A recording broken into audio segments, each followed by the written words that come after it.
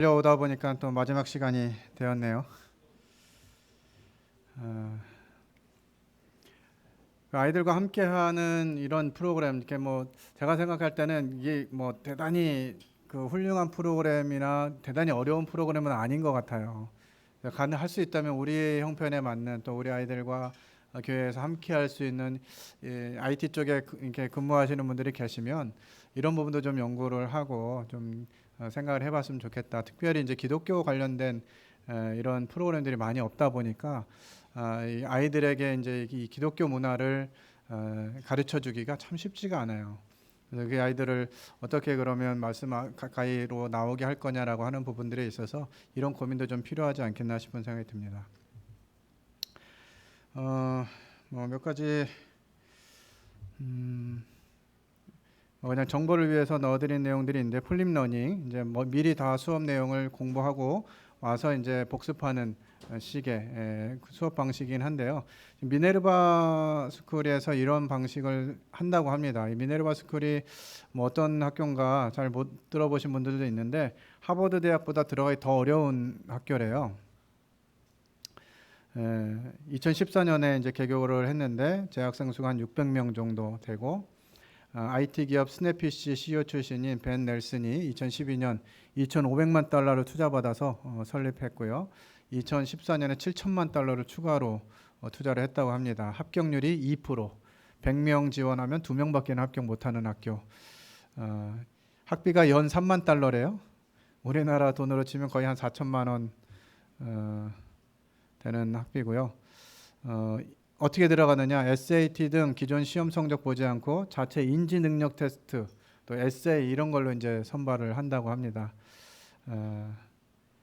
뭐 마음이 있으신 분들은 지원 한번 해보시면 네, 좋을 것 같고요. 참 수업 방식이 대단히 특이해요. 세계 7개 도시를 돌아다니면서 공부를 합니다. 100% 온라인 영어 강의를 하고요. 학생 수업 참여도를 실시간 모니터로 이렇게 보고 있습니다. 학기 중에 구글, 애플, 카카오 같은 현지 기업이나 시민단체, 각국 정부 등과 협력해서 프로젝트를 진행하는데 뭐 이런 방식의 교육도 있더라. 이게 굉장히 효과적이고 탁월한 이런 교육 방식이라고 합니다. 뭐 이런 걸 교회 학교에서 도입하기는 어렵겠지만 우리 뭐 성경님 하시는 성지순례 이런 데도 참여시키면서 이렇게 하면 더 좋지 않겠나 뭐 이런 생각 드는데 나중에 이제 뭐 교회가 더 구체화되고 체계화되고 또 그렇다 그러면 저희 다양한 뭐 교육 방식도 생각해 볼 필요는 있는 것 같아요. 자, 다양한 신방을 통해서 다음 세대를 양육하자. 코로나19 때 많은 사역자들이 이게 문고리 신방, 택배 신방, 드라이브스루 신방 등을 통해 간식이나 선물을 전달했는데요. 이러한 신방들은 비대면 접촉 시 하는 신방이죠. 앞으로 이게 이제 코로나 상황이 종식되면 직접 다음 세대를 만나고 이렇게 소통해야 하는데 학생들이 있는 곳이면 찾아가는 역할이 필요하다고 하는 것입니다. 항상 교회로 와라.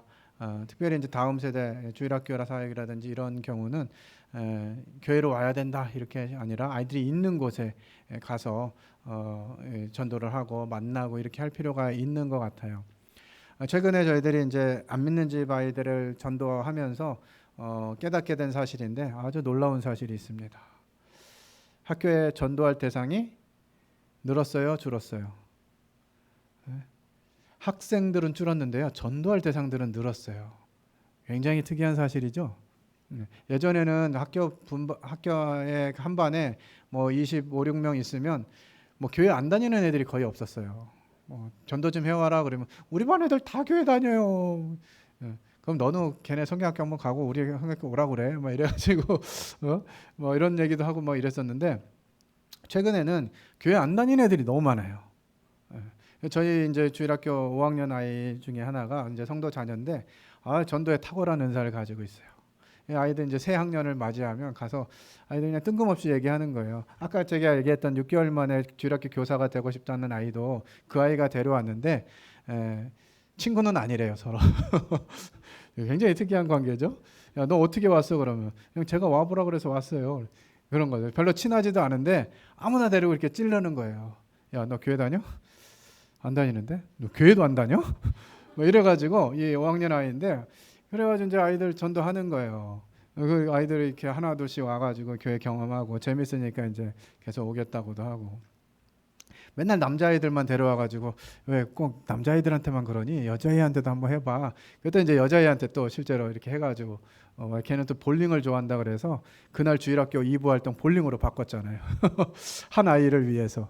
이런 여러 이제 시도가 필요한 것 같아요. 아이들의 맞춤. 그러나 우리가 나가면 학교든 놀이터든 요즘은 아이들이 많아요. 공원에도 많고. 그러니까 아이들을 못 만나는 게 아니고 밖에 나가면 영혼들이 많다는 거죠. 그리고 아이들을 잘 훈련시켜서 저희들 달란트 제도를 계속 시행하고 있는데 이제 뭐 기린노에서도 전에 했던 방식인데 전도에 대해서는 뭐 어마어마한 달란트를 지급하고 있습니다. 뭐 한 주에 기껏 잘해봐야 2달란트, 3달란트 이렇게 받는데 한 명 전도하면 막 70달란트, 또 특별한 성경학교 이런 데막 100달란트 주고 나도 100, 친구도 100 이렇게 하니까 아주 적극적으로 전도를 하려고 많이 애를 써요. 그래서 이제 그런 과정들 통해서 아이들을 만나러 가야 된다는 거죠. 전도하기가 어려운 게 아니라 전도를 안 하는 것뿐이다. 그래서 우리가 관심을 가지고 아이들을 만날 수 있는 환경을 만들어주면 아이들은 얼마든지 할 수 있다는 생각이 들어요. 제가 저희 모임에 이제 온 지 5년이 채 안 됐는데 처음 오니까 한 가정의 아이예요. 남자 아이들 둘을 데리고 주일학교를 엄마 아빠가 하고 있더라고요. 엄마 아빠가 자기 아이들 둘 데리고 주일학교를 하는 거예요. 재미있을까요? 없을까요? 예, 재미없어요. 이분들이 또 은사가 있는 분들이 아니야. 그런데도 자기 아이들 데리고 주일학교를 하는 것만도 대단하잖아요. 그래서 이제 격려를 하면서 지금 얘기를 들어보니까 자기 아이들 데리고 어딜 나가면 교회 행사라는 거예요.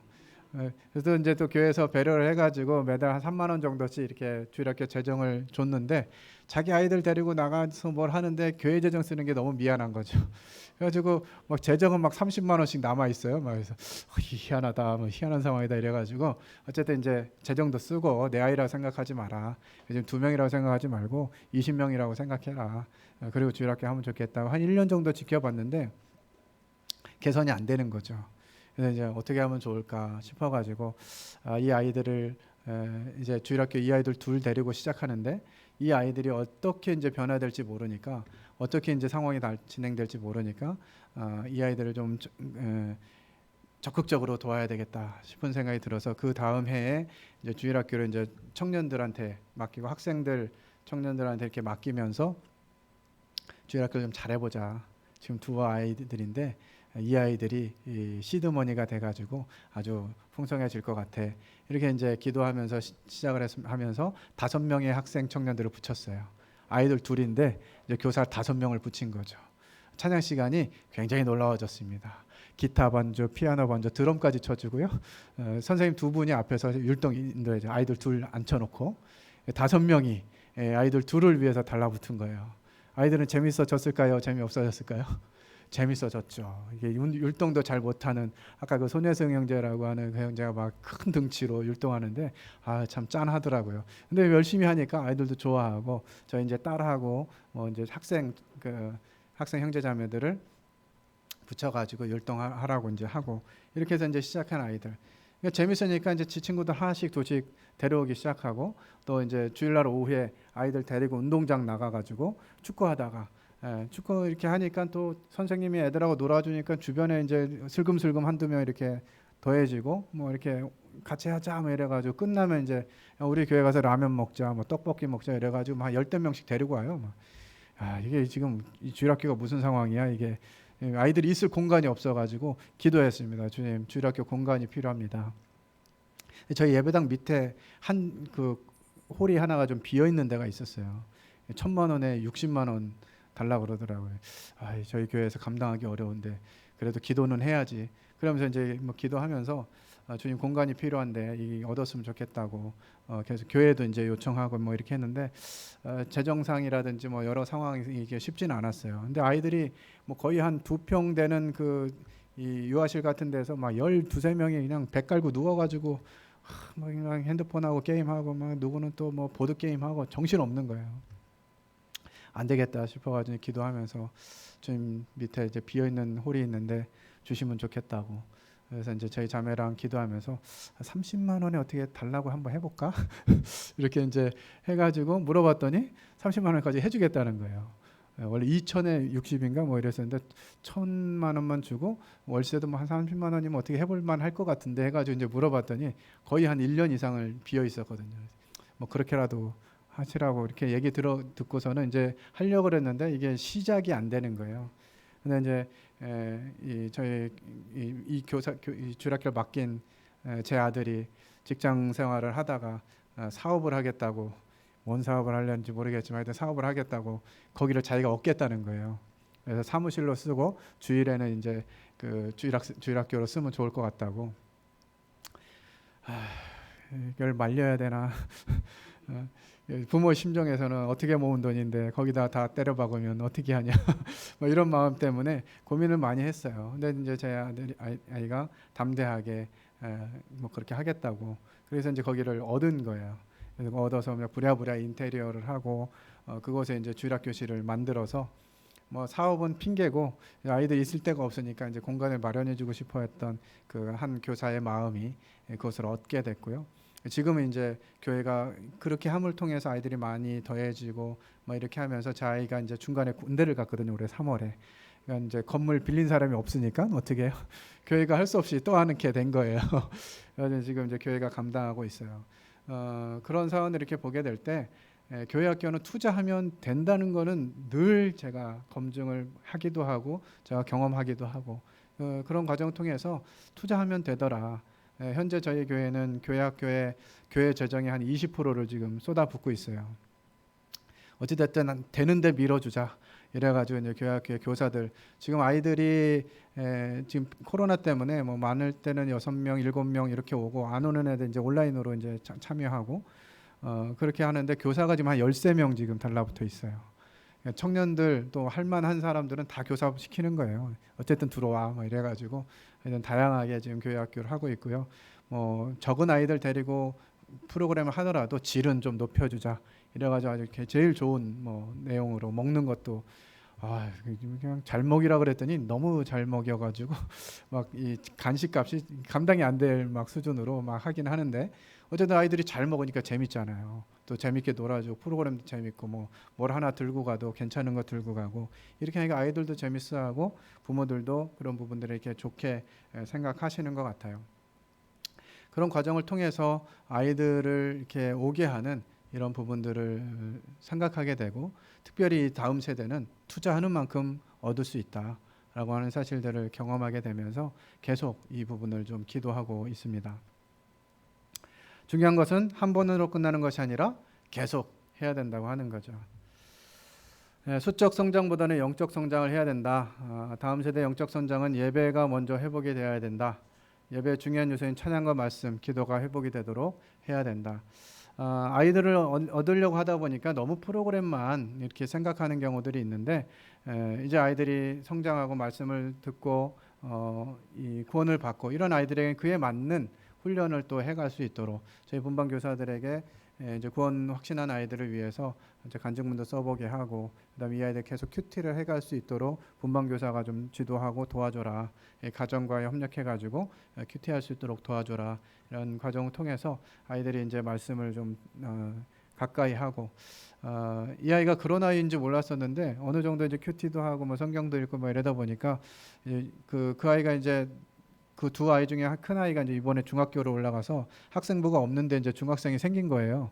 그래서 중등부를 따로 운영하기는 쉽지 않고 그래서 교회 학교를 통합해서 운영하고 있는데 이 아이가 이제 좀 잘 성경을 읽고 이렇게 하면서 주일학교 시간이 좀 수준이 너무 낮다는 거예요.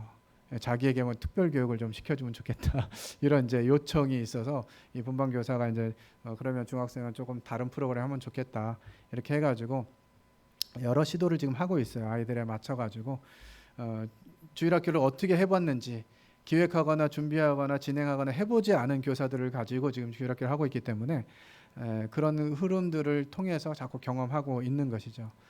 그러면서 이제 교사들도 재미를 느끼고 자기가 뭘 준비해야 되는지 아이들을 위해서 뭘 해줘야 되는지를 아이들의 입을 통해서 듣게 되니까 자기들도 놀라운 것 같아요. 그런 흐름을 주님 보여주고 계십니다. 또 영적 성장에 도움이 되는 프로그램을 기획하라.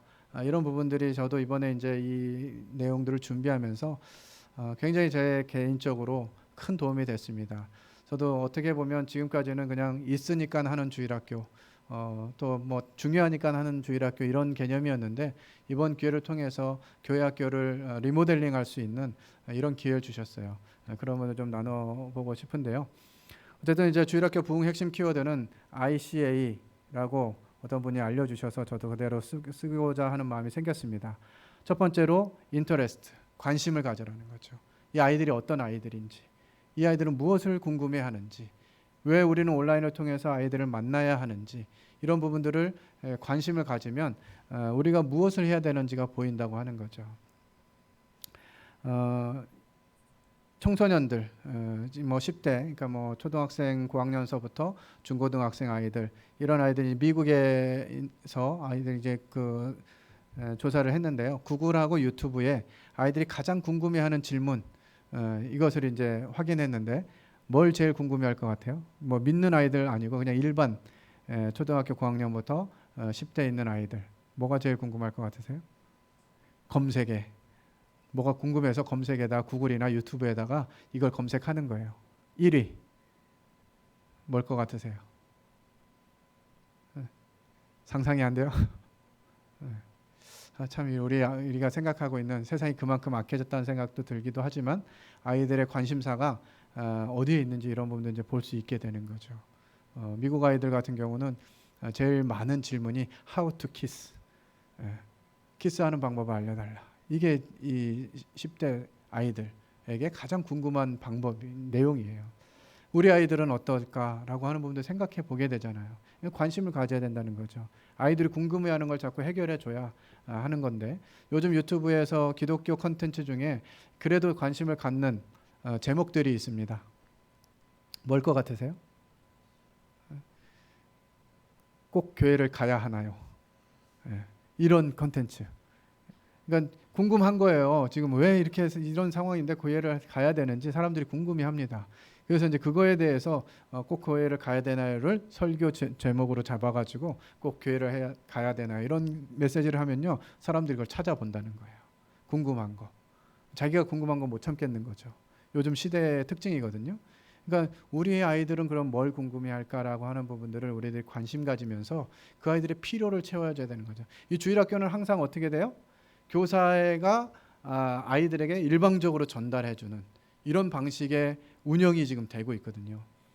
뭐 핀트를 잘 맞추고 이런 현장에 있거나 전문가들이 많아가지고 그게 아이들의 필요야. 이게 맞춰가지고 딱 전달되면 가장 좋은 뭐 교회학교가 될 수 있겠습니다만은 대부분 그렇지 않잖아요. 전문가들이 많지 않잖아요.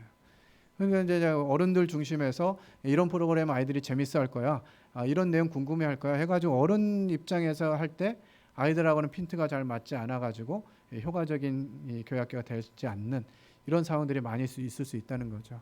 그래서 아이들에게 물어보는 거예요. 넌 뭐가 궁금하니? 넌 뭐가 알고 싶니? 성경에 대해서 궁금한 거 없니? 이렇게 할 때 이제 그런 부분들을 관심을 가지고 나아가는 것이죠. 관심이 생기고 확인됐다 그러면 이제 집중해서 그와 붙은 어떻게 할 것인지 준비하고 이 준비들이 잘 되면 이제 행동으로 옮기는 이와 같은 과정들이 필요하다고 생각이 듭니다. 특별히 좀 교제하고 싶은 부분이 있는데요. 이 다음 세대를 위한 기독교 교회 문화를 바꾸는 이와 같은 과정들이 좀 필요하다고 최근에 상당히 좀 느끼게 됐습니다. 이 미국에 있는 그 펜실베니아 주립대에서 수업 시간에 한 교수가 한 테스트예요. 아시아 문화와 서양 문화가 어떻게 다른지 이것을 이제 테스트하는데 두 학생을 앞으로 이렇게 나오게 합니다. 강단으로 한국 여학생 하나랑 미국 여학생 하나를 둘을 이제 이렇게 강단에 불러가지고 질문을 하는 거예요. 똑같은 질문을 합니다. 먼저 미국 여학생에게 질문을 하는데요. 너는 네 머리가 좋다고 생각하니? 질문합니다. 그랬더니 네, 뭐 꽤 괜찮다고 생각해요. 대답했어요. 학점이 몇 점이니? 그랬더니 3점은 넘어요. 이제 4점 만점인데 3점 정도 하면 잘하는가 봐요. 그래서 뭐 3점은 넘어요. 이렇게 대답을 하더라고요. 그러면 넌 공부 말고 뭘 잘하니? 저 뭐 테니스도 잘 치고요. 뭐도 하고요. 뭐 이렇게 얘기하니까 이 교수가 나는 테니스 이 정도 치는데 그러면 너 나한테 이길 수 있니? 이렇게 물어보니까 이 여학생이 뭐 그 정도면 제가 이길 것 같아요. 뭐 이렇게 얘기하는 거예요. 그런 이제 질문들을 이 여학생에게 하고 나서 이제 한국 여학생에게 물어봅니다. 너가 똑똑하다고 생각하니? 저 별로 그런 것 같지 않아요. 저는 똑똑하다고 생각하지 않아요. 그럼 너는 공부 말고 뭘 이렇게 잘하니?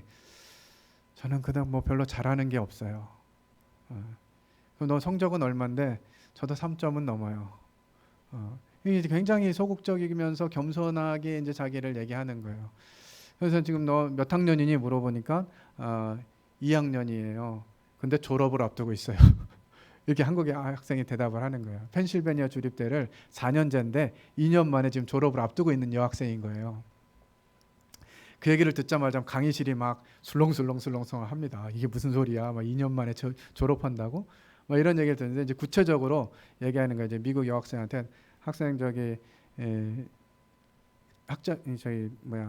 성적이 어떻게 되느냐? 그러니까 3점 꼭 말해야 돼요. 말하기 싫어요. 막 이런 이제 얘기를 하는 거죠. 그러니까 뭐 보니까 3.1이나 뭐 3.0 정도 됐던 것 같아요. 너 3.0이는 뭐 3.1이라서 얘기하기 싫은 거야? 뭐 이렇게 하면서 얘기하는데 이제 이 상황이 이 한국 여학생한테 집중해서 너는 얼마냐? 그러니까 3.6이래요. 4.0에 3.6이면 뭐 거의 굉장히 잘하는 아이인 거예요. 거의 수재나 이런 아이들. 그러니까 4년제 이 펜실베니아 주립대를 2년 만에 졸업하니까 얼마나 뛰어난 아이겠어요. 근데 이제 이 아이는 자기는 굉장히 소극적이고 뭐 이런 부분들이 이제 문화적인 차이를 보여주는 거예요. 그러면서 이제 이 한국 아이에게 혹시 미국 여학생에게 물어봅니다. 만약에 네가 지금 이 펜실베니아 주립대를 2년 만에 졸업을 하고 네 학점이 3.6이다 그러면 네 엄마는 어떻게 하겠니?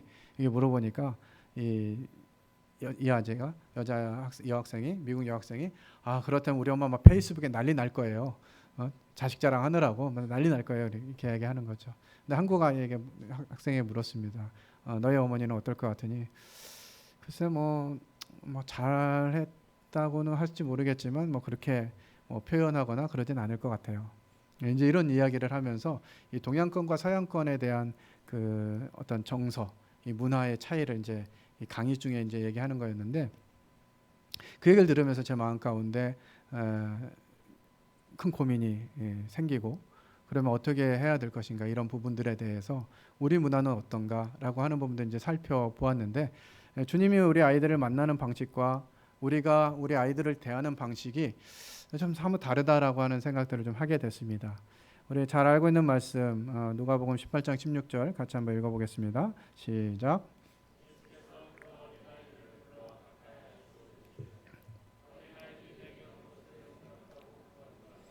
하나님의 나라가 이런 자의 것이니라. 뭐 잘 알다시피 예수님이 계시고 제자들이 있고 많은 사람들이 모여 있는데 아이들이 막 왁자지껄 떠들면서 이제 주님께 나옵니다. 그러니까 제자 중에 아주 열정이 있는 제자가 나무라면서 야 조용히 해! 애들은 가! 이렇게 한 거죠. 그래서 예수님이 그 어린 아이들을 불러서 가까이 하셨어요. 그리고 그들이 내게 오는 것을 용납하고 금하지 말라라고 이렇게 이야기하시거든요. 아이들이 내게 오는 거 막지 마, 가만 놔둬 이렇게만 말씀하셔도 되는데 용납하고 금하지 말라 이렇게 얘기하십니다. 두 가지를 하고 있다는 거죠. 용납도 안 하고 있고 금하고 있다는 거. 그러니까 아이들이 하나님께 나오는 것을 어른들이 교사들이 용납하지 있지 않고 또 금하고 있는 아이들이 못 오게 막고 있는 이런 요소들이 있다는 거예요. 어떤 요소들이 그럴까라고 하는 부분들을 생각하면서 이 교회 문화를 좀 바꿔가면 좋겠다는 생각이 좀 들었습니다. 우리가 교회에서 너희들은 이렇게 해야 돼 라고 말하는 일들 주로 뭐가 있죠? 아이들에게 이건 꼭 해야 돼, 너희들이 해야 돼 라고 하는 부분들이 뭐가 있나요? 뭘 많이 가르치죠 주로? 네? 안 들려요. 네. 그렇게 우리가 이제 이래야만 된다라고 생각하는 내용들이 과연 성경적이냐라고 하는 부분도 한번 생각해 보게 됐어요. 우리가 아이들의 예절을 가르친다, 또 아이들에게 뭘 가르친다라고 생각하면서 하는 많은 내용들이 정말 성경적인가? 라고 하는 부분들은 생각해 보게 된 거죠. 자, 예를 들어서 인사하는 걸 한번 생각해 봅시다. 우리 아이들에게 예절을 가르치고 어른 공경함을 배우게 하기 위해서 인사를 가르쳐야 되죠. 근데 어떤 방식으로 가르쳤죠? 그동안? 인사는 누가 먼저 해라. 누가 먼저 하라고 가르쳤어요? 아이가 어른에게. 이거는 성경적인가요? 그렇지 않은가요? 아이가 어른에게 먼저 인사해라 라고 하는 것은 성경적일까요? 그렇지 않은가요? 한번 그냥 생각해 보세요. 성경이 요구하는 바가 아이들이 먼저 어른에게 인사하라고 되어 있는가? 라고 되어 있죠. 인사와 관련돼서 성경은 어떻게 기록이 되어 있죠? 피차 문안하라, 서로 문안하라. 그런 말씀들이 많잖아요. 아이가 먼저 어른에게 문안하라. 이렇게는 잘 안 돼 있어요. 근데 이제 어른들의 관점은 뭐냐? 아이들이 어른에게 먼저 인사하는 것이 예절 바른 아이다라고 하는 인식이 어른들한테 있는 거예요. 근데 생각해 보세요. 인사는 누가 먼저 하면 돼요? 애들이 먼저 해야 돼요. 먼저 보는 사람이 하면 되잖아요. 그죠? 이게 뭐 예절 문제가 아니라 인사라고 하는 이 과정이 그냥 먼저 보는 사람이 하면 되는 거예요. 근데 어른들은 가만히 서 있어가지고 이 아이들이 와가지고 자기한테 인사해 주기를 바라는 이런 마음이 있는 것 같아요. 근데 아이들이 예배당에 들어올 때 무슨 관심을 가지고 아이들 예배당에 들어오죠? 우리 아이들 한번 생각해 보세요. 우리 아이들이 예배당에 딱 들어왔을 때 뭐가 눈에 제일 먼저 보일까요? 인사할 어른 누가 계신가? 이게 마음에 먼저 보일까요? 뭐가 먼저 보일 것 같으세요? 누구 왔나? 아니면 나는 들어가서 뭐 하고 놀 것인가? 뭐 이런 마음으로 막 뛰어들어온단 말이에요. 그런 아이들의 눈에 어른이 누가 계시면 보이나요? 안 보이나요? 잘 안 보여요. 이거는 아이가 예절이 없어서 그런 게 아니라 관심이 다른 데 있기 때문에 그렇거든요. 그러면 그 아이가 들어오면 야 일로 와. 너 왜 들어왔는데 인사 안 해? 인사부터 해야지. 이렇게 가르칠 것이 아니라 영수야 왔니? 하고 인사하면 그 아이가 그러고 가겠어요? 안 그럴 거란 말이에요. 만약에 그렇게 했는데도 인사를 안 하고 막 그런다 그러면 가르쳐야죠. 근데 아무 생각이 없는 아이에게 그냥 들어와, 이리 와. 너 왜 인사 안 해? 막 이래가지고 얘는 뭐 지금 아직 정신도 못 차린 상황에서 갑자기 혼나는 상황이 되는 거죠. 이런 흐름이 있다는 거예요. 그래서 이것이 정말 성경적이냐라고 하는 부분들을 한 번쯤은 고민해 볼 필요가 있다는 거죠. 어른의 입장에서 자꾸 아이들을 요구하는 게 아닌가. 저는 어릴 때부터 주님이 이 교회학교 사역에 대해서 마음을 주셔서 늘 아이들 편에 좀 서려고 많이 노력을 했는데 제가 이제 뭐 원해서 그런 건 아니지만 교회를 6군데를 옮겼어요. 참 희한한 형제죠. 하여튼 뭐 사고치고 옮긴 건 아니니까 염려하지 마시고 주님이 이렇게 어떤 여러 교회들을 아주 시골 교회에서부터 뭐 큰 교회까지 경험케 하셨는데 어쩌면 그렇게 어른들의 반응이 아이들을 향한 반응이 작은 교회나 큰 교회나 똑같은지 모르겠어요. 무슨 얘기냐? 아이들에게 들어오면 하는 말 뛰지 마. 교회 들어오자마자 듣는 말이 뛰지 마요. 주일학교 준비해야지. 바르게 앉아 있어. 이래가지고 뛰지 말라는 거. 거기서부터 시작해요. 주일학교 시간에 뛰면 돼요, 안 돼요? 또 주일학교 시간에도 못 뛰어요. 찬송 시간에 좀 뛰려고 애쓰다 보면 또 혼나. 율동을 그렇게 하면 안 된다 이러면서. 그리고 또 주일학교 끝나면 뛸 수 있어요, 없어요? 없어요. 주일학교 끝나면 뛰는 시간이 아니야. 예배 준비해야 돼. 못 뛰어요. 그럼 예배 끝나면 뛸 수 있어요, 없어요? 못 뛰어요. 왜? 또 말씀 들어야 돼. 또 말씀 끝나면 뛸 수 있는 시간이 있어요, 없어요? 없어요. 왜 못 뛰어? 밥 먹어, 먼지나. 뛰지 마. 이제 점심 다 먹고 이제 다 치고 이제 드디어 뛸 시간이 됐다 할 때 무슨 상황이 벌어지는 줄 아세요? 조그만 교회들은 탁구대가 펴집니다. 탁구대 피면 어떻게 되죠? 얘들아, 딴 데 가서 놀아. 이렇게 되는 거예요. 이거를 저는 정말 어떻게 모든 교회가 이렇게 하기로 무슨 회의를 했나 싶을 정도로 아이들이 계속 터부시 여김을 받는 거예요. 귀찮은 존재로 여김을 받는 거예요. 그러니까 아이들이 교회가 있고 싶은 공간이에요? 떠나고 싶은 공간이에요? 그런데도 밤늦게까지 우리 애들 있는 거 보면 정말 신기한 거예요. 맨날 구박받으면서. 근데 주님의 마음은 어떤가라고 하는 거죠. 이 아이들이 주님께 안겨있고 주님과 이야기하는 것이 얼마나 즐거웠을까라는 생각을 하는 거예요. 왜 그랬을까요? 주님이 우리에게 오셨을 때 우리가 주님께 고마움을 느끼고 감사함을 느끼는 것은 우리 보고 주님 수준으로 올라오라고 얘기하지 않고 주님이 우리 수준으로 낮아져 주신 거예요. 그것이 감동스러운 거 아닙니까? 정말 하나님의 아들이 모든 영광을 다 가지신 그분이 우리처럼 되셨다는 거예요. 이게 감동이거든요. 그러니까 아이들을 만날 때 교사들의 수준으로, 어른의 수준으로 너희가 이만큼 올라와야 돼 라고 요구하는 것이 아니라 교사들이, 어른들이 아이들의 수준으로 내려가 주면 아이들의 마음도 열린다는 것이에요. 그런 부분들을 보면서 우리가 정말 이 교회 분위기를 바꿔야 되겠다. 근데 이 교회 분위기가 어떠냐? 세상의 분위기들이 많이 들어왔어요. 그래서 서로 디스하는 문화가 자리를 잡고 있어요. 어떤 선생님이 좀 멋진 옷을 입고 오면 뭐라고 얘기해줘요? 선생님 오늘 의상 참 멋있네요.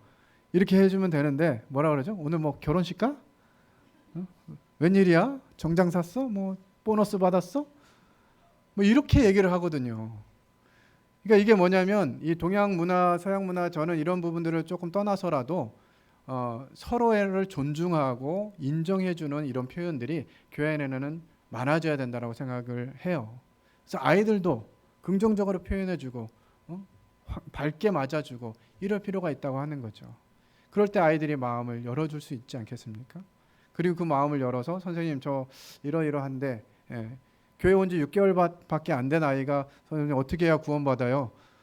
이렇게 하고 싶은 마음이 들도록 교사의 마음이 열려 있어야 된다는 거예요.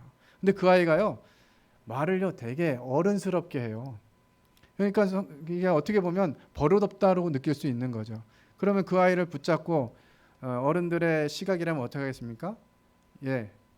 너 말 그렇게 하면 안 되는 거야. 지금 교회 온 지 6개월도 안 된 애한테 그렇게 이제 훈계를 하는 거죠. 그렇게 해가지고 그 아이가 여기 이렇게 되면 이제 그 못 먹는 거예요. 때로는 식사 시간에 아이들이 좀 괄시를 받습니다. 어떻게 해요? 밥은 어떤 순서로 먹어야 돼요? 어른 먹고 나중에 아이 먹으라는 거예요. 저는 이런 부분들이 좀 그래요. 물론 뭐 어른들 공경하는 입장에서 그렇게 하면 좋겠지만 아이들이 배고픈 걸 못 참겠어요? 어른이 배고픈 걸 못 참겠어요? 그런 거 생각해 보면 아이들이 먼저 먹을 수도 있는 거잖아요. 그게 무슨 이게 예절을 가르치고 아이가 바르게 자라는데 정말 그걸 그렇게 강요함으로 인해가 잘 듣는다고 아이가 뭐 그렇게 달라지는 건가 하는 생각 해볼 수 있는 거죠. 그러니까 어른 입장에서 아이를 어떻게 하면 배려해 볼 수 있는지 한 생각을 좀 해보게 되는 거예요. 그래서 가능하면 아이들이 좀 그런 대우를 안 받았으면 좋겠는데 이 성경의 문화나 이 한국 문화가 비슷했던 것 같아요. 아이들은 무시당했어요. 여러분들 하나님 나라가 이런 자의 것이니라 라고 하는 의미가 무슨 의미인 것 같으세요? 주님이 아이들을 안고 하나님의 나라가 이런 자들의 것이니라 라고 말씀하실 때 이런 자가 어떤 아이인 것 같아요? 어떤 자인 것 같아요? 아이들 같은 순수함? 아이들은요 순수한 게 아니라요 자기 자신이 무시되어도 괜찮은 존재인 거예요. 그래서 그냥 그렇게 아침부터 뛰지 말라고 구박받고 있는데 드디어 뛸 때 됐나 보다 했는데 탁구 대피면서 야 나가 놀아라 이래도 나가 노는 게 아이들이라고요. 이건 뭐냐면 자기가 없는 거예요. 자기 의지가 없어요. 그걸 받아들이는 것이 어린 아이들이라고요. 그렇기 때문에 우리는 교사된 입장에서 또 어른된 입장에서 아이들을 어떻게 대우해 주느냐에 따라서 그 아이의 수준은 완전히 달라질 수 있습니다. 우리가 그 아이들을 아주 수준 낮은 아이로 생각하고 그렇게 대우하면 그 정도 수준으로 자라게 되겠죠. 그러나 이 아이가 주님이 얼마나 귀하게 보시는 아이인지 생각한다면 그 일을 위해서 감당하는 거예요. 그 아이를 위해서 희생하는 거예요. 그리고 그 아이가 주님 앞에 그렇게 세워지기를 기대하는 거죠. 이것이 교사의 마음이라고 생각이 듭니다. 마가복음에서는 예수께서 보시고 노하시면서 얘기하셨어요. 얼마나 화가 나셨으면 예수님이 노한 장면이 성경에 많이 안 나오는데 노하시면서 아이들이 내 견에서 용납하고 금하지 말라 이렇게 말씀하시는 거죠. 그래서 이런 부분에 대해서 뭐 저희 교회에서는 교사들하고 이 영역을 계속 교제합니다. 가능하면 교사들 간에도 이름 부르지 마시고 선생님이라고 붙여달라고 어린 교사라 할지라도 그리고 선생님들 간에 디스하지 말기. 지난주에 약속은 이제 디스하면 벌금 냅시다 이래가지고 서로 교사 간에도 서로 격려하고 그래 격려를 받아봐야 이 격려받는 기분이 이거구나 싶어가지고 자기도 격려할 수 있게 되거든요.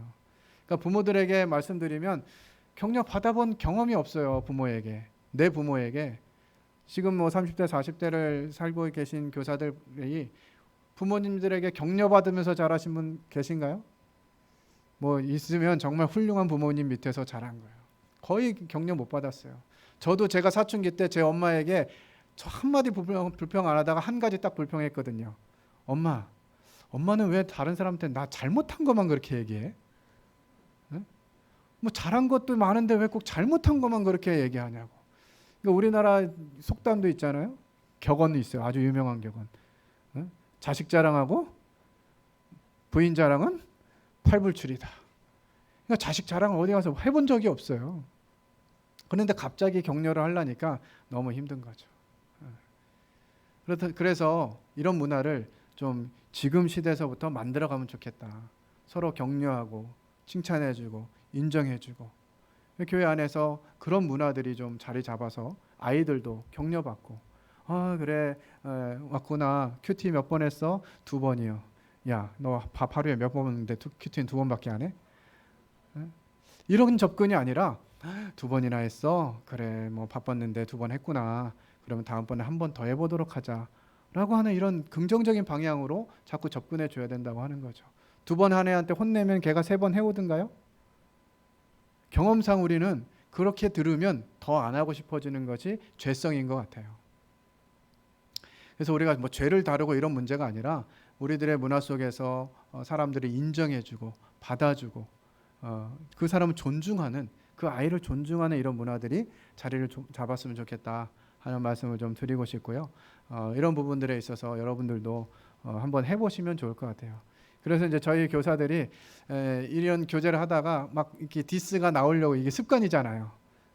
그러다가도 이러면 이제 다시 다른 말로 바꿔가지고 이제 하려고 하는 거예요. 뭐 바로 자리 잡히지는 않겠죠. 그렇지만 이런 역할들을 통해서 서로 격려하고 사실 주일학교 교사 쉽지 않지 않습니까? 감당하는 거 헌신하고 섬기고 누구도 격려 안 해주는데 교사들끼리 서로라도 격려해야 되잖아요. 물론 이제 다른 분들 격려해 주시면 좋겠지만 교사들 사이에서는 서로 격려하고 이런 문화들이 자리 잡아서 또 그것이 아이들에게까지 전달되어지는 이런 부분들이 좀 되었으면 좋겠다 하는 생각이 들고요. 마지막으로 이제 다음 세대를 위한 교회 학교 커리큘럼을 만들기라고 하는 부분들을 좀 생각해 보고자 합니다. 아까 말씀드린 대로 제가 주일학교를 하면서도 이렇게 교회 학교를 커리큘럼을 가지고 주일학교를 진행해 본 적이 거의 없어요. 몇몇 군데서 이제 시도해 보려고 했지만 이게 한두 번 하다가 잘 안 되고 이러니까 이제 잘 못하고 그냥 흐지부지 되고 항상 1년 계획은 세우는데 내가 우리 주일학교 아이들이 1학년부터 6학년까지 주일학교를 마치면 어떤 아이가 되어 있어야 되나 라고 하는 그림이 없는 거예요. 기린노교회는 있으신 것 같아요. 그렇죠? 있으면 좋겠습니다. 그래서 우리 아이들이 이 주일학교 1학년부터 주일학교 졸업할 때 6학년이 되었다면 그 아이는 적어도 이 정도의 아이는 되어 있으면 교육 목표가 교회 학교의 목표가 있었으면 좋겠다는 거예요. 그래서 이번에 이제 그런 부분들 좀 한번 생각해 보게 되면서 교사들과 공유하고 우리 교회 학교는 이런 교회 학교가 됐으면 좋겠다 하면서 이제 표를 하나 우리 비전 군포번영역의 교회 학교는 어떤 교회 학교가 됐으면 좋겠는지 한번 의논해보자 해가지고 교제하면서 거의 1시간 넘게 이렇게 토론하면서 만들어낸 것이 하나님과 동행하는 어린이. 군포번영역의 어린이는 적어도 하나님과 동행하는 어린이로 주일학교를 졸업할 때 그런 어린이가 됐으면 좋겠다 하는 마음으로 이렇게 정했고요. 말씀은 이제 잠언 22장 6절에 마땅히 행할 길을 아이에게 가르치라. 그러면 늙어도 그것을 떠나지 아니하리라. 어릴 때 아이들이 하나님의 문화와 하나님의 가치관을 배우지 않고 자라니까 중고학교, 고등학교 요즘에 이렇게 구원받기가 점점 어려워지지 않습니까? 이런 흐름들이 있는 것들 보면서 적어도 이 어릴 때 이들이 하나님 말씀을 배우고 그 말씀 안에서 자라갔으면 좋겠다 하는 마음으로 세 가지의 영역을 또 생각했습니다. 말씀을 가르치고 성품을 가르치고 결국 인격이 안 되면 아무리 좋은 은사를 가지고 있어도 좋은 영향력을 나타낼 수 없는 이런 안타까움들을 보면서 적어도 아이들에게 성품을 좀 가르쳐야 되겠다 하는 마음들이 들었고요. 이게 이렇게 잘 배우고 그런 부분들이 준비되면 섬겨야지. 이것이 이제 교회의 원리 아니겠습니까? 그래서 이런 말씀과 성품과 섬김에 대한 이런 그 큰 틀을 가지고 그럼 이것들을 어떻게 운영할 수 있을 것인가라고 하는 부분들을 고민하면서 예배 공과 순서에 따른 설교, 그래서 3개년 계획, 지금 뭐 밀스톤이 운영되고 있습니다만 이 밀스톤의 원래 취지가 3년이면은 한 번 성경을 이렇게 돌기 때문에 주일학교 6년 동안에 성경 2번 정도 신구약을 이렇게 살펴볼 수 있고 성경을 알았으면 좋겠다라고 하는 이제 그런 계획을 가졌기 때문에 저희는 이제 주일학교는 이 밀스톤 공과를 가지고 그 순서에 따라서 말씀도 전하고 공과도 진행하는 이런 부분들을 계획했고요. 그다음 평소에 아이들의 관심을 가지고 여름 성경학교나 겨울 캠프 이런 것들을 통해서 복음 상담을 하는, 그래서 구원에 이르게 하는 이런 부분들을 생각했고요. 이번에 이제 이 믿지 않는 가정에서 오는 아이들을 데리고 3주간의 복음 말씀을 전하면서 이 아이들이 코로나 앞에 두니까 정말 더 절실해진 것 같아요. 이 코로나가 지금 온 시대가 어떤 시대냐, 하나님의 심판이 가까운 시대다라고 하는 부분들 이야기하면서 아이들이 정말 그럼 어떻게 구원받을 수 있어요? 이런 거를 아이들이 물을 상황이 되도록 이렇게 말씀을 전했는데 주님이 놀랍게 역사를 하셔서 그 성도 자녀 두 아이와 믿지 않는 가정에서 오는 두 아이가 구원을 시인하고 지금 계속 양육하고 있는 가운데 있습니다. 그런 관심 계속 가져야 될 거라고 보여지고요. 그다음에 성경 암송 대회나 성경 퀴즈 대회를 이제 실시하면서 아이들이 말씀을 계속 기억할 수 있도록 하는 부분들. 그다음에 이제 제가 마음 가운데 계속 이제 가지고 있었고 이걸 언젠간 해야 되겠다라고 하는 부분들을 비로소 이름을 정하고 이제 이 일들을 실행해야 되겠다라는 마음을 가지게 됐는데요. 주일학교 아이들도 구원받았다고 하면 양육하면 좋겠다는 마음이 계속 있었어요. 많은 분들이 주일학교 때 믿는 믿음은 그냥 몰라, 지켜봐야 돼, 자꾸 이런 분위기로 가다 보니까 어릴 때 구원받는 것을 생각하지 않는 이런 문화가 되어버린 것 같아요. 근데 아이들은 정말 순수하게 받아들이거든요. 그리고 그 받아들인 것이 사실인지 아닌지는 양육을 해줘야 나타나요. 제가 늘 이제 교사 세미나나 이제 부모 양육과 관련된 프로그램들을 하다 보면 이 아이들 캠프만 가면 부모들이 굉장히 기대를 합니다. 무슨 기대를 하죠? 이번에 캠프 가면 구원받고 오겠지. 기대를 가지고 있어요. 그래서 아이들이 캠프 갔다가 돌아옵니다. 엄마, 나 구원받았어. 뭐라고 반응해요? 알았어. 그리고 이제 놔둡니다. 그리고 다음날 아침에 어떻게 되기를 바래요? 네? 아침 일찍 일어나가지고 막 큐티하고 막 성경 읽고, 엄마, 성경에 이런 말씀 나왔는데 이게 어떻게 된 거예요? 뭐 이런 걸 물어봐 주기를 기대하는 거예요. 근데 그게 안 되니까 구원받았다는 애가 아닌 것 같아. 특히나 어떻게 해요? 오면 언제 와요? 캠프 끝나는 날 무슨 날이에요? 토요일이잖아요. 근데 금요일 날 밤에 캠프는 어떻게 했을까요? 뭐 밤 늦게까지 막 1시, 2시, 뭐 심지어는 고학년 애들은 잠 안 자요. 그런데 그 아이들 구원받고 왔다고 막 좋아해. 근데 그 다음날 자고 일어나면 일어나요? 안 일어나요? 피곤해서 못 일어나요. 근데 그런 아이들한테 야, 구원받았는데 왜 열매가 안 나타나냐? 뭐 이건 진짜 너무 답답한 얘기인 거예요. 그래, 구원받았니? 그럼 우리 함께 하나님이 어떻게 역사하고 계신지 한번 함께 노력해보자. 같이 좀 성경도 읽어주고 읽어보면서 너무 혹시 이 말씀 읽으면서 생각나는 거 없니? 이렇게도 한번 해주고 뭔가 같이 하면서 열매가 나타나는지 봐야 되는데 알아서 잘해주길 바라는 거예요. 우리 부모님들은 그러셨나요? 구원 받자마자 완전히 그냥 새로운 사람이 돼가지고 막 안 읽던 성경 하루에 막 50장씩 읽고 막 그러셨어요? 그런 분도 혹가다 있긴 해요. 하지만 어른들도 그렇게 안 하면서 아이가 스스로 그렇게 하기를 바라는 건 너무한 거죠. 그래서 아이들이 구원받았다라고 오면 뭐 그것을 막 그래 막 네가 확실히 구원받았구나 막 그렇게까지는 아니지어도 확인하시려면 이게 생명력이 있는지 없는지를 확인해 봐야죠. 죄를 범했을 때 아이가 어떻게 깨닫는지. 예전에는 그게 죄인지도 뭐 나한테만 그래 이랬던 아이가 엄마 제가 이렇게 한 거 참 죄송하게 생각해요. 다음부터는 조심할게요. 이렇게 한다든지 이런 열매들이 나타나는 걸 봐야 되잖아요. 근데 그런 걸 안 하고 아무것도 안 하고 있다가 애가 동생하고 싸우면서 막 욕 한마디 했다. 그러면 바로 득달같이 넌 구원받았던 애가 왜 동생한테 욕을 하니 막 이렇게 해가지고 아이도 구원도 잊어버리게 되고. 아이들은 그게 믿음이 아니다 이렇게 얘기하는데요. 제가 좀 이상하게 여기는 게요. 예, 막 이렇게 병상에서 이제 운명을 앞두고 있는 분들은 어떻게 해요? 복음 어떻게 전합니까? 최대한 간단하게 복음 전해요. 그리고 그분이 어떻게 해요? 예, 믿습니다. 그럼 구원받았대. 예. 어른들한테는 그렇게 하는데 아이들은 글쎄 뭐 믿었다고는 하지만 지켜봐야죠. 이런 관점으로 자꾸 보게 되는 거예요.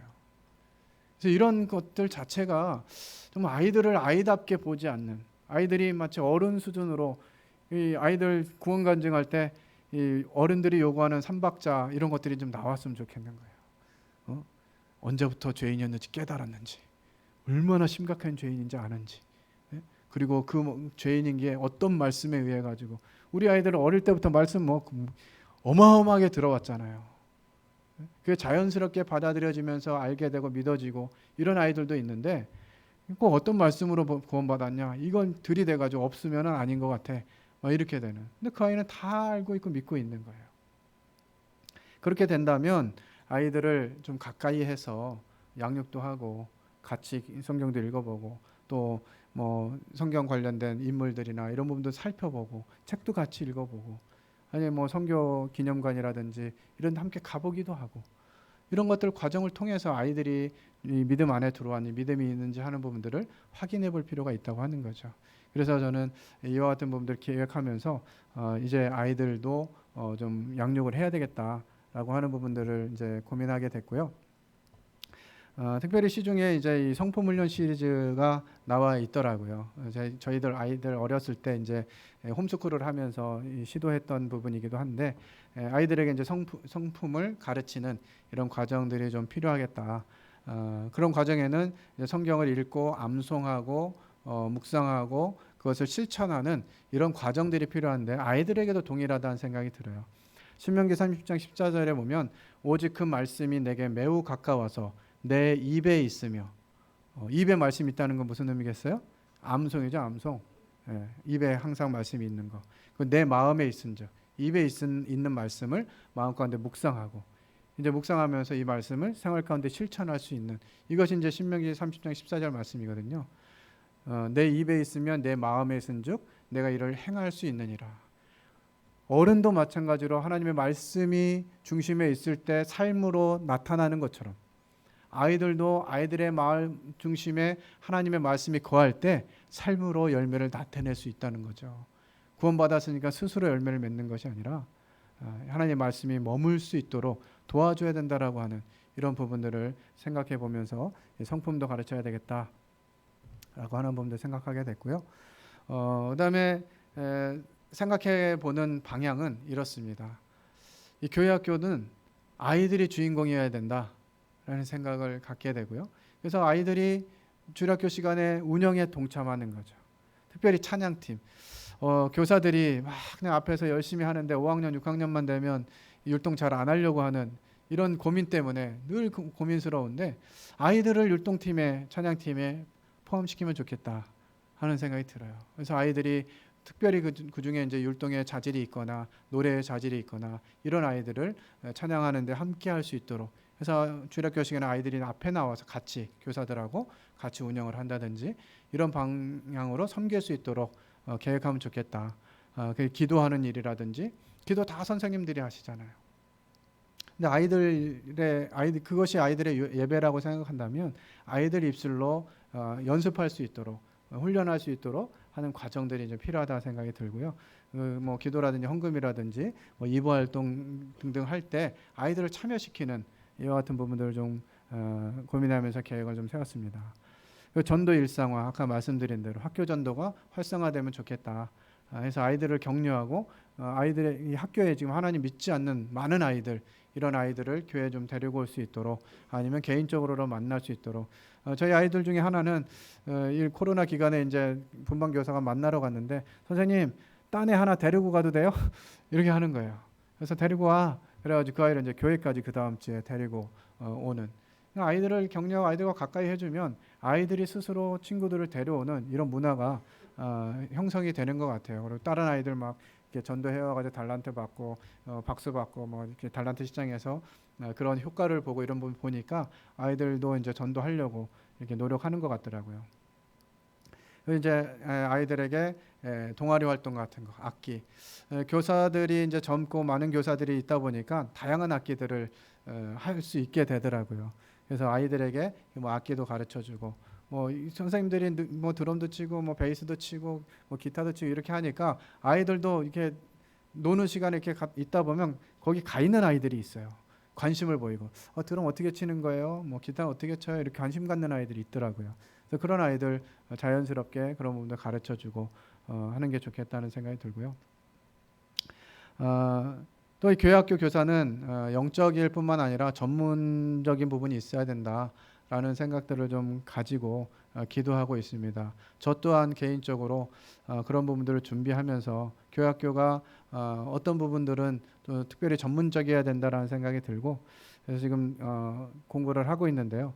이 아동 상담, 뭐 학습 상담 이런 부분들은 교회학교 아이들하고 떨어질래야 떨어질 수 없는 영역이다 보니까 이런 흐름이 좀 필요하다 하겠다라는 생각을 가지면서 저도 이제 개인적으로 좀 공부를 하고 있습니다.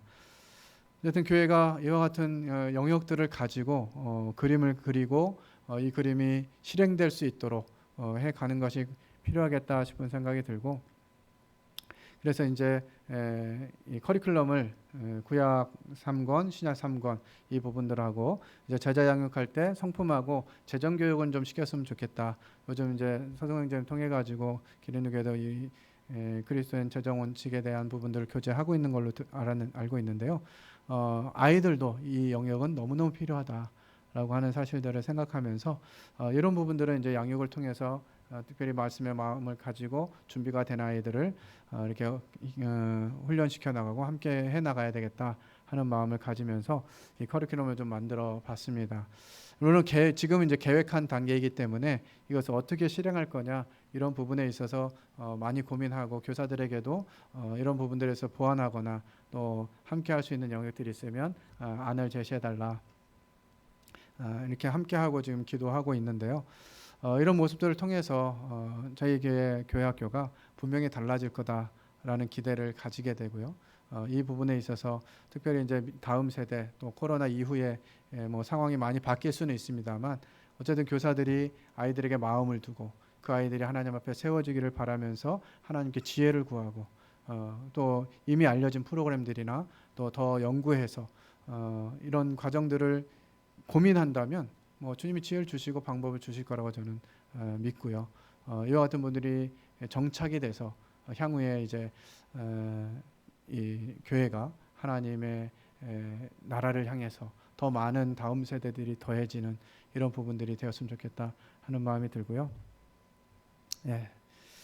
코로나 바이러스, 어쩌면 이게 사단 바이러스처럼 교회 안에 불안함과 어려움과 뭐 이런 것들을 막 조장하고 있지만 백신이 필요하죠. 예. 지저스 백신, 예수님 백신으로 사단의 이 공격을 막아내고 승리하는 우리 교회학교 교사들 또 전주기린로 교회 됐으면 좋겠습니다. 이상으로 준비된 내용들을 마무리하겠습니다. 뭐 질의응답 시간이 있나요? 계획은 안 돼 있었던 것 같죠. 또 후에 이제 뭐 그룹으로 뭐 교제하고 이런 시간이 있는 줄 아는데요. 교제하시면서 더 좋은 방안이나 또 좋은 아이디어가 있으면 함께 공유해 주시고 저에게도 좀 알려주시면 저도 더 많은 부분들을 고민하면서 좀 더 정말 미래가 기대되는 이런 교회 학교를 좀 운영하고 싶은 마음이 있습니다. 함께 기도해 주시고 전주 기린노교회 교회학교는 한국 모임의 교회학교를 선도한다. 아까 사장님이 말씀하시면서 그런 얘기 하셨는데 그런 사명감을 가지시고 잘 준비하셔서 먼저 실행하시고 또 다른 교회들도 도와줄 수 있는 그런 기린노 교회가 됐으면 좋겠다는 생각이 듭니다. 예, 이상으로 마치도록 하겠습니다.